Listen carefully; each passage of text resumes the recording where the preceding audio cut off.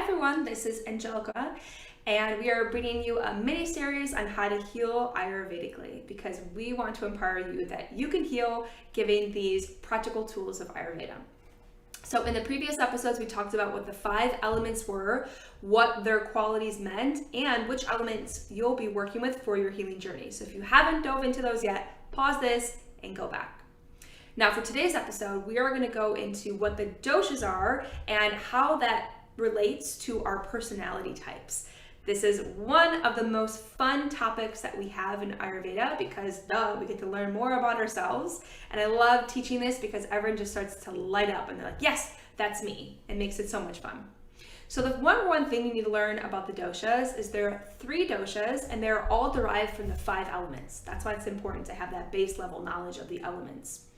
And what's important to know is that we are all the doshas. We are a compilation of all the elements. We just have unique combinations of those elements within us. So for example, I can have a lot of the earth and water quality, but I also have fire, air, and ether in my body as well. And it's just about understanding how your body uniquely expresses each of those elements in really different ways. So we are going to dive into what that means in every single aspect of our body and our diet and our lifestyle in the coming episodes. But today we're going to keep it simple and just talk about how that applies to our personality types. So first, I'm going to introduce what the 3 doshas are and what elements they are derived from. So the first dosha is the Kapha Dosha, also known as Kapha Dosha, and it is derived from the elements of earth and water. Our second dosha is Pitta. It is made up of fire and a little bit of water. And then our last dosha is the Vata Dosha, and it is made out of air and ether. So now that you have written those down and you can understand those 3 doshas, I want you to go back to looking at the qualities of each of these elements. And now can we understand when these elements and these qualities combine, what does that mean for that dosha type? Let's start with the Kapha Dosha. So the Kapha Dosha, combining earth and water qualities, they're stable, it's supportive, it's flowing, it's dense, it's moist. What could that possibly mean for a personality type? Someone who is nurturing, someone who is supportive, very reliable. Can you think of anyone that might relate to this? Someone in your life, or maybe that person is you. Someone who loves to be the mother. The one who is always going to be nurturing, taking care of someone, especially when they're sick. They know exactly what to make them so that they start feeling better.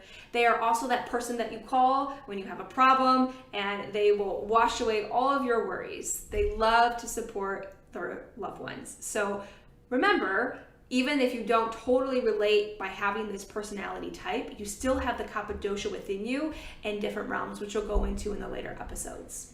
Now for the second dosha, which is the Pitta Dosha, made up of fire and water. So let's think about these qualities of the fire and the water. They're hot, they're mobile, can be unstable, they are transformative and light and clear. How does that mean for someone's personality if they resonate with having more of the Pitta Dosha within them? Pitta doshas love transformation. They love going from A to B. That means they are goal-oriented. They love to see progress. They love to see success and growth.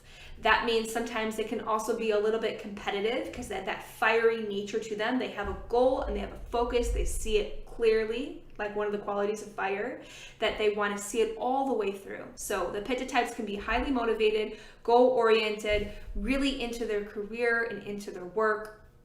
And when in balance, the Pitta Dosha balance this with love and compassion. They have a calmness to them. They're successful, but yet they have a balanced life where they have a top-notch self-care routine and they love to nurture themselves equally. Now for the Vata Dosha, made up of air and ether. Go back to the qualities. They're light, dry, subtle, mobile. How can this manifest as a personality type? Well, that light, that mobile, think about how that can manifest in the mind of someone. Someone who is light and mobile, they're highly creative. They have a lot of ideas that are circulating through them. So those that can relate to the Vata Dosha are highly creative. They're constantly coming up with new ideas. Think of musicians, think of artists. They constantly have to reinvent themselves and come up with new ideas all of the time.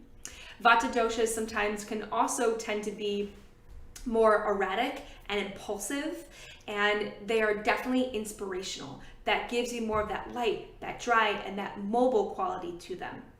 So again, remember that you are all of the doshas. You probably experience each one of these personality types at one point in your life. However, you probably resonate with either one or two of these dosha personality types most of the time. And this is what we like to call your constitution. This is your soul. It speaks to your soul and who you are. And it's so important to know who you are under the terms of Ayurveda, so that whenever you feel out of balance, whenever you feel like you have a disease in your body or in your mind, you can remember the truth of who you are. Oh yeah, I am that nurturing and supportive type. Or, oh yeah, I love transformation. I love to be goal oriented. Or I love to be the creative and the artistic type, and always come back to that. So I'd love to hear which dosha everyone relates to and their personality type. Remember, you are all the doshas, but it's fun just to learn and to understand and have more compassion for yourself under the lens of Ayurveda. Now, in the next episode, we are going to start talking about your imbalances, why you may be experiencing digestive issues or chronic conditions in your body, and how you can start healing.